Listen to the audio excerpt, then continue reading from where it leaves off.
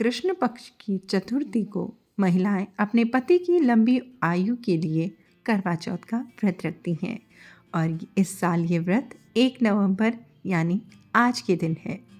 ये व्रत अपने नियमों को लेकर बेहद कठिन माना जाता है। सूर्योदय से पहले ये व्रत शुरू होता है। पूरे दिन निर्जला व्रत के बाद रात को चांद के दर्शन के बाद ही व्रत खोला जाता है। अब इससे संबंधित जो एक कहानी है, आज हम उसी का जिक्र कर लेते हैं। करवा चौथ की पूरी कहानी आपने यूँ तो कई बार सुनी होगी, पर आज इस कहानी को सुनिए यहाँ पर। बहुत समय पहले की बात है। एक साहूकार के 7 बेटे और उनकी एक बहन करवा थी। सभी 7 भाई अपनी बहन से बहुत प्यार करते थे, यहाँ तक कि वे उसे पहले खाना खिलाते और बाद में स्वयं खाते थे। एक बार उनकी बहन ससुराल से मायके आई हुई थी। शाम को भाई जब अपना व्यवसाय बंद कर घर आए तो देखा कि उनकी बहन भूख से व्याकुल हुई थी।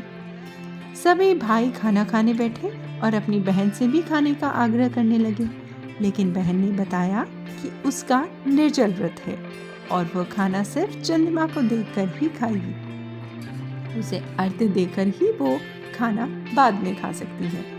चूंकि चंद्रमा अभी तक निकला नहीं था, इसलिए वो भूख प्यास से व्याकुल हो उठी। सबसे छोटे भाई ने अपनी बहन की ये हालत देखकर बड़ा मन व्यथित किया और वो दूर पीपल के पेड़ पर एक दीपक जलाकर छलनी की ओट में रख देता है। दूर से देखने पर ऐसा प्रतीत हो रहा था जैसे चतुर्थी का चांद उदित हो गया हो। इसके बाद भाई अपनी बहन को बताता है कि चांद निकल आया है, तुम उसे अर्घ्य देने के बाद भोजन कर सकती हो। बहन खुशी के मारे सीढ़ियों पर चढ़कर चांद को देखती है, उसे अर्घ्य देकर खाना खाने बैठ जाती है। वो जैसे ही पहला टुकड़ा मुंह में डालती है तो उसे जोर से छींक आ जाती है। दूसरा टुकड़ा डालती है तो उसमें बाल निकल आता है। जैसे ही तीसरा टुकड़ा मुंह में डालने की कोशिश करती है, उसके पति की मृत्यु का समाचार उसे मिलता है। वो बौखला उठ जाती है। उसकी भाभी उसे सच्चाई से अवगत कराती है कि करवा चौथ का व्रत गलत तरीके से टूटने के कारण देवता उससे नाराज हो गए हैं, इसीलिए उसके साथ ऐसा हुआ। सच्चाई जानने के बाद करवा निश्चय करती है कि वो अपने पति का अंतिम संस्कार नहीं होने देगी। वो अपने सतीत्व से उन्हें पुनर्जीवन दिलाकर ही रहेगी। वो पूरे 1 साल तक अपने पति के शव के पास बैठी रहती है, उसकी देखभाल करती है। उसके ऊपर उगने वाली सुईनुमा घास को वो एकत्रित करती है।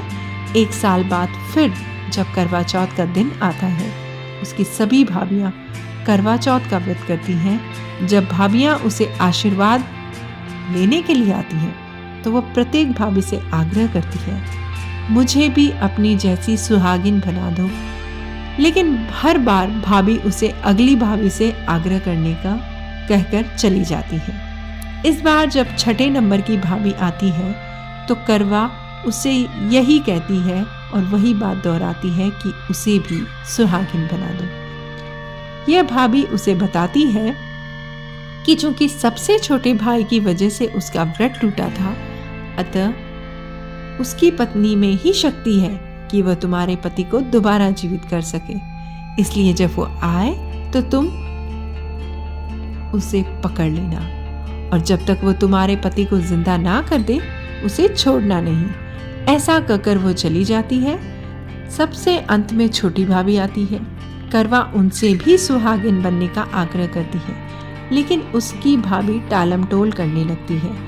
इसे देखकर करवा उन्हें जोर से पकड़ लेती है और अपने सुहाग को जिंदा करने के लिए कहती है। भाभी उससे छुड़ाने के लिए नौचती है, कसौटती है, लेकिन करवा नहीं छोड़ती है।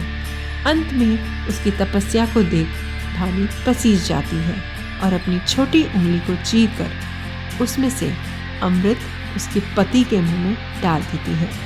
करवा का पति तुरंत श्री गणेश कहता हुआ बैठता है। इस प्रकार प्रभु कृपा से उसकी छोटी भाभी के माध्यम से करवा को अपना सुहाग वापस मिल जाता है। इसके बाद करवा अपने पति के साथ वैवाहिक सुख भोगने लगी।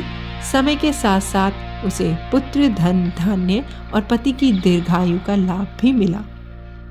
तो इस कथा को सुनने के बाद चांद को अर्घ्य देकर ही व्रत पूर्ण माना जाता है।